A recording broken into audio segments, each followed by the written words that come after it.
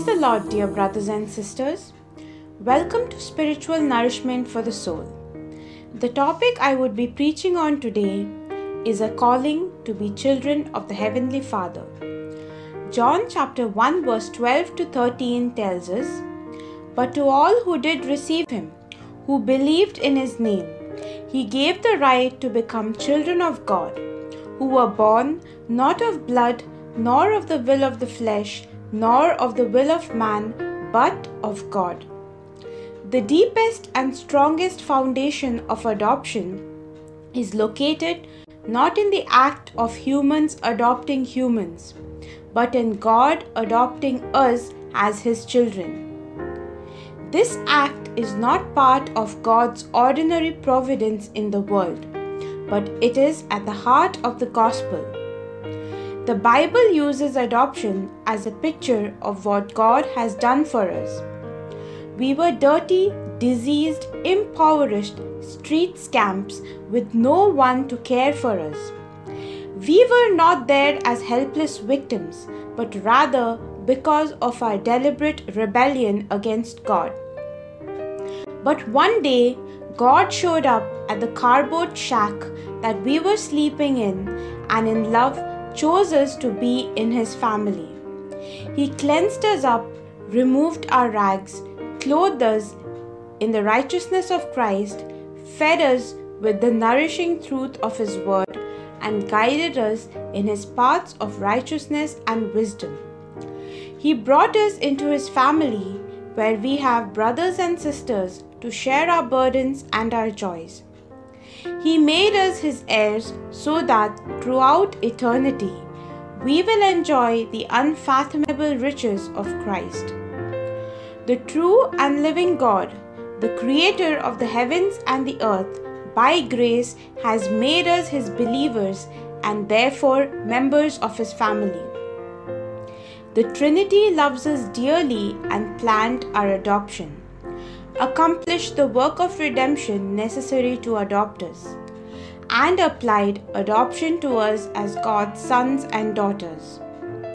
The Father is the divine lover who predestined us for adoption and sent His Son to rescue us. The Son of God is our Redeemer who loved us and redeemed us from the law's threat of punishment by becoming a curse for us. The Spirit of the Father's Son, the Spirit of adoption, enabled us to cry out to God as Father for salvation and assures us within that we are God's children. This is an important aspect of the triune God's work of redemption and should occupy a larger place in our worship, whether it be in public, family, or private. In the Bible, the doctrine of adoption is the notion of inheritance. We are God's children and therefore His heirs. Adoption in God's mind was not plan B. He predestined us for adoption before the creation of the world. Plan A was not to have lots of children who would never sin and never need to be redeemed. Rather, my dear brothers and sisters, Plan A was creation, fall, redemption, and then adoption, so that the full range of God's glory and mercy and grace could be known by His adopted children. Adoption was not second best. It was planned from the very beginning. Always remember, God's true children suffer with Him now and will be glorified with Him when He returns. King David rightly acclaims in the book of Psalms chapter 73 verses 25 to 26, "Whom have I in heaven but you? And besides you I desire nothing on earth. My flesh and my heart may fail, but God is the strength of my heart and my portion forever." The prophet Jeremiah also knew this wonderful truth. He had witnessed the awful destruction of Jerusalem by the Babylonians. Along with the slaughter of many of his people, and the deportation into slavery of many others. Yet in the midst of his grief, he affirmed in Lamentations chapter 3 verses 22 to 24, "The Lord's loving kindness indeed never ceases, for his compassions never fail. They are new every morning. Great is your faithfulness. The Lord is my portion, says my soul. Therefore I have hope in him." If God himself is our inheritance, then our salvation is secure because he is eternal and unchangeable. And most importantly, his promises never fail. The reason we have him for our inheritance is because he first chose us and predestined us to adoption as his children.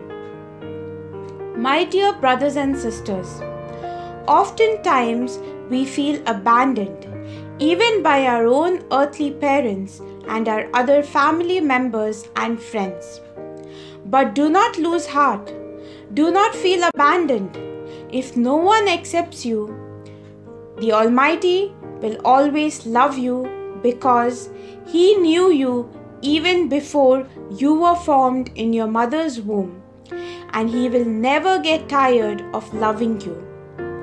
Christ the Redeemer gave himself for us, slaves and lawbreakers, because he loved us. My dear brothers and sisters, learn to accept and embrace the love of the Almighty Father, for he has adopted you as his own son and daughter. Always remember that through Christ's work, we have gone from being slaves to sons and daughters. God does not leave us in the condition of aliens when he adopts us. He does not leave us with no feelings of acceptance and love. Rather, he pours his Spirit into our hearts to give us the experience of being embraced into his family. If we are co-heirs with Christ, our inheritance is secure because there is absolutely no doubt that Jesus will inherit all that the Father has ordained to give him. In Psalm chapter 2, we learn that the nations rage against God and seek to throw him off the lordship of his anointed king. But God, who sits in the heavens, scoffs at these proud earthly kings. And then the Messiah responds, as we see in Psalms chapter 2 verses 7 to 8. "I will surely tell of the decree of the Lord. He said to me, 'You are my son. Today I have begotten you. Ask of me, and I will surely give you the nations as your inheritance, and the very ends of the earth as your possession.'" It is certain that Jesus will inherit all that the Father has promised to him.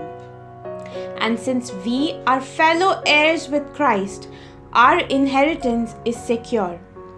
Our right to the riches of heaven is not because of anything in us, but because we are in Christ.